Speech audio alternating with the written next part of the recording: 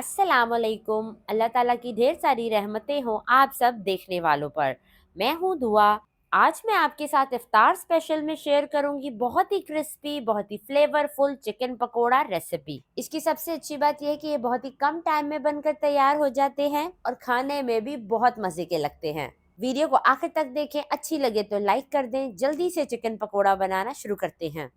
बहुत ही क्रिस्पी से चिकन पकोड़ा बनाने के लिए एक बोल में डाल दें 4 टेबल स्पून गाढ़ा दही। पतला पानी वाला दही नहीं होना चाहिए। हाफ टेबल स्पून इसमें फ्रेश अदरक लहसुन का पेस्ट डाल दें। अब इसमें डाल देते हैं पकोड़ों की जान, हाफ टेबल स्पून भुना कुटा धनिया और 1 टीस्पून भुना कुटा जीरा। अगर आपने ये दोनों चीजें नहीं डाली तो पकोड़ों का वो जायका नहीं आएगा जो आना चाहिए। हाफ टी स्पून हल्दी, हाफ टेबल स्पून कुटी लाल मिर्च, 1 टीस्पून कश्मीरी लाल मिर्च, 1 teaspoon chaat masala, half tea spoon पिसी काली मिर्च, 1 टीस्पून नमक, हाफ टी स्पून अजवाइन और 1/4 टीस्पून ऑरेंज फूड कलर डालकर इसमें आधा लेमन निचोड़ लेंगे बड़े साइज का। बहुत ही चटपटी सी मैरिनेशन तैयार हो रही है चिकन पकोड़ा के लिए। अब इन सब चीजों को अच्छी तरीके से मसालों को दही में मिक्स कर लें। इस पॉइंट पे अगर तो आपको रेसिपी जरा सी भी अच्छी लग रही है तो वीडियो को लाइक कर दें और मेरे चैनल को सब्सक्राइब भी कर लें। मैरिनेशन हमारी तैयार हो चुकी है तो अब इसमें डाल देते हैं चिकन। मैंने यहाँ पर हड्डी वाला चिकन इस्तेमाल किया है जो वजन में तकरीबन 700 ग्राम है। आप यहाँ पर चाहें तो बोनलेस चिकन का भी इस्तेमाल कर सकते हैं, लेकिन अगर हड्डी वाले चिकन से आप चिकन पकोड़ा बनाएंगे ना तो उनका टेस्ट नेक्स्ट लेवल का होगा। चिकन को अच्छे तरीके से मैरिनेट कर लें कि दही और मसाले चिकन के साथ चिपक जाए। चिकन मैरिनेट करने के बाद आपने इसे आधे घंटे का लाजमी रेस्ट देना है, तभी तो आपका चिकन पकोड़ा टेस्टी और फ्लेवरफुल बनकर तैयार होगा इंशाल्लाह। आधे घंटे के बाद इसमें काट कर डाल दें हरा धनिया पुदीना और इसकी बाइंडिंग के लिए इसमें डालेंगे 1 कप बेसन। बेसन मैंने छान कर इस्तेमाल किया है और इसमें जाएगा 1/4 कप चावलों का आटा।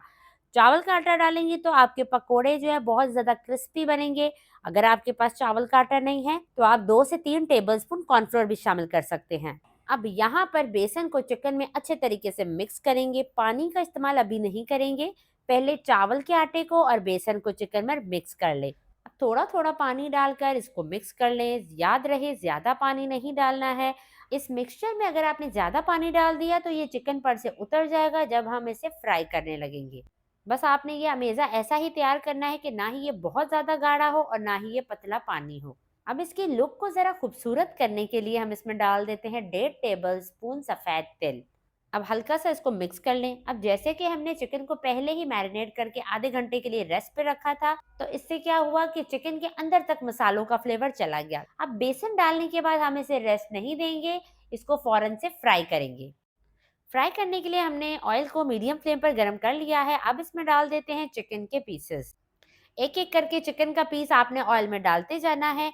जब आप चिकन का पीस ऑयल में डाल रहे हो तो आपने एक चीज़ पर ध्यान देना है कि चिकन का पीस अच्छे तरीके से बेसन के आमेजे से कोट होना चाहिए। अब जितने पीसेस आसानी से कढ़ाई में आ सकें उतने पीसेस शामिल कर दें। चिकन को हमने यहाँ पे डीप फ्राई करना है तो मीडियम फ्लेम पर चिकन को फ्राई करेंगे। इसका टोटल कुकिंग टाइम है 10 से 12 मिनट। जैसा कि ये फ्रेश चिकन है, हमने आधा घंटा इसे मैरिनेट करके भी रखा था तो 10 से 12 मिनट में चिकन अच्छे से गल जाएगा। 10 से 12 मिनट से ज़्यादा आपने इसे फ्राई नहीं करना है, नहीं तो आपका चिकन अंदर से ड्राई हो जाएगा। जैसे ही चिकन हर तरफ से गोल्डन ब्राउन हो जाए तो आप इसे ऑयल से निकाल लें और बाकी के पीसेस भी फ्राई कर लें। तो यहाँ पर तैयार हैं बेहतरीन कमाल के क्रिस्पी से चिकन पकोड़े। यकीन करें इसकी खुशबू पूरे किचन में फैली हुई है। इफ्तार स्पेशल ये रेसिपी है, आप इसे इफ्तार में ज़रूर ट्राई करें और ट्राई करने के बाद आपने मुझे अपना फीडबैक लाजमी देना है। एक पकोड़ा आपको चेक करवाती हूँ। जाहिर सी बात है अभी काफ़ी गर्म है, ऊपर से क्रिस्पी अंदर से जूसी ये पकोड़े बनकर तैयार हुए हैं। मज़ेदार से इस रेसिपी को आप ज़रूर ट्राई करें। अब इजाज़त चाहती हूँ। अल्लाह हाफिज़।